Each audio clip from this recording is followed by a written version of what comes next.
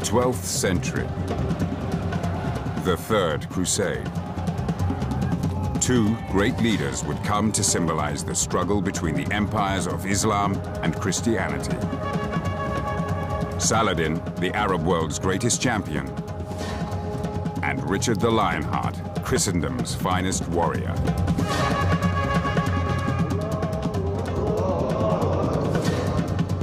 Divided by religion, they would be brought together in holy war.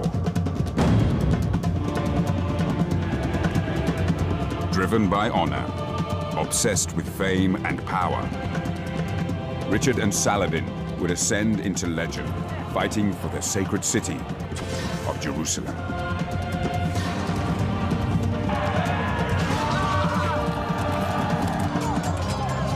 Based on the latest research from both Muslim and Christian sources, this is their story.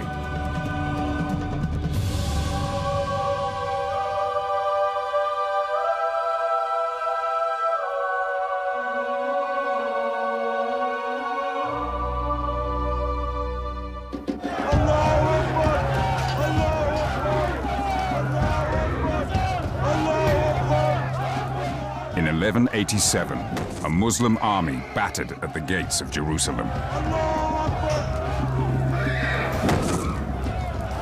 United behind Saladin, the most powerful commander they'd ever had. For 4 generations, the holy city had been in the hands of the Christian infidel. Now Saladin was poised to reclaim Jerusalem for the Muslim world.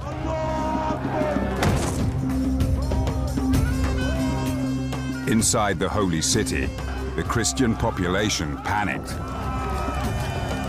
Mothers hacked off their daughters' hair in the hope that Saladin's men wouldn't rape them. Monks hid their sacred icons. They had good reason to be terrified.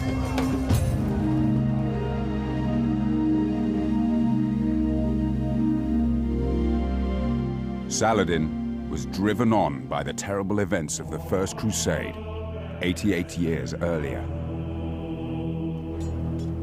Following an appeal from the Catholic Church, the First Crusaders had ripped Jerusalem from the heart of the Islamic world, slaughtering every living thing in the name of their Christian God.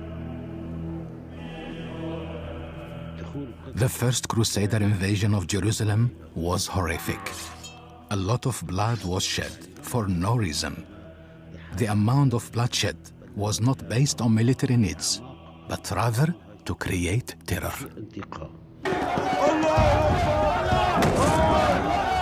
Now, Saladin had gathered his own terrifying army.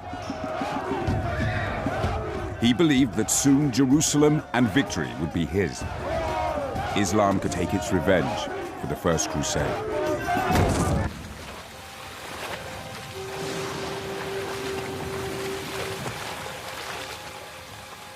But Saladin knew very little of the remote corner of the world that had spawned the Crusaders. Europe.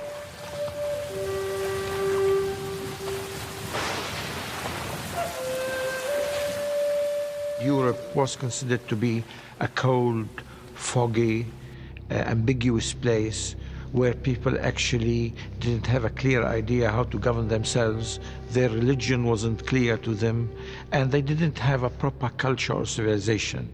And what the Arabs had in mind was philosophy, medicine, music, literature, poetry. And the Europeans were thought to lack all of these things.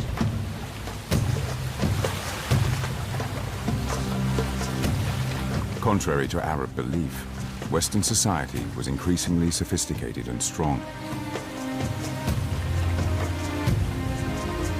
Valuing military skill above all else, it bred ever more deadly warriors, determined to hold on to Jerusalem. The man who would one day be Saladin's nemesis was one of Europe's most proud, feared, and powerful princes, Richard of England. Richard's